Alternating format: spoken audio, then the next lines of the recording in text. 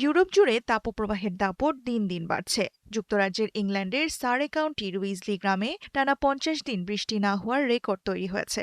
১৯৭৬ সালের ৩৬ দিনের রেকর্ড ভেঙে এটি এখন নতুন ইতিহাস। আবহাওয়া দপ্তর বলছে, গত ১৯০ বছরের মধ্যে ইংল্যান্ড ও ওয়েলস সবচেয়ে গরম জুলাই পার করেছে। দক্ষিণাঞ্চলের বড় অংশ এখনও খরার মধ্যে রয়েছে। নতুন করে জারি হয়েছে ইয়েলো হিট হেলথ অ্যালার্ট। ইতালির ২৭টি বড় শহরে একযোগে সর্বোচ্চ রেড হিট অ্যালার্ট জারি করা হয়েছে। পর্যটক ও বাসিন্দাদের দুপুরের রোদ এড়িয়ে চলার পরামর্শ দিয়েছে কর্তৃপক্ষ। অস্ট্রিয়ার ব্যাড ডয়েচ আল্টেনবার্গ এলাকায় রেকর্ড হয়েছে ৪১.২ ডিগ্রি সেলসিয়াস তাপমাত্রা, যা দেশটির ইতিহাসে সর্বোচ্চ। একই সঙ্গে দীর্ঘস্থায়ী খরায় পানির সংকটে পড়েছে হাঙ্গেরির পারমাণবিক বিদ্যুৎ কেন্দ্র। বিদ্যুৎ ব্যবহার কমাতে শিল্প কারখানা ও সাধারণ মানুষকে সাশ্রয়ের নির্দেশ দিয়েছে সরকার।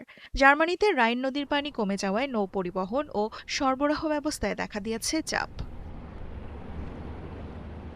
ফ্রান্সের দক্ষিণ পূর্বাঞ্চলে কয়েক সপ্তাহ ধরে চলা দাবানলে পুড়ে গেছে ৬০ বর্গ কিলোমিটারের বেশি বনভূমি। সার্বিয়া ও ক্রোয়েশিয়া সহ বলকান অঞ্চলেও তাপপ্রবাহের মধ্যে একাধিক দাবানল নিয়ন্ত্রণে কাজ করছেন দমকল কর্মীরা। তবে শুধু ইউরোপেই নয়, একই চিত্র মধ্যপ্রাচ্যেও। ইরাকের বেশিরভাগ এলাকায় তাপমাত্রা পৌঁছেছে ৪৭ থেকে ৫০ ডিগ্রি সেলসিয়াসে। প্রচণ্ড গরমে বেড়েছে বরফ ও ঠান্ডা পানির চাহিদা। রাজধানী বাগদাদে বরফ কারখানাগুলো বাড়তি উৎপাদন করলেও বিদ্যুৎ সংকট ও জ্বালানির উচ্চ দামের কারণে চাহিদা মেটাতে হিমশিম খাচ্ছে। দক্ষিণের শহর বসরায় জরুরি প্রয়োজন ছাড়া ঘর থেকে বের না হতে নির্দেশ দিয়েছে কর্তৃপক্ষ। দেওয়ান মুবাশিরা হোসেন, ৭১।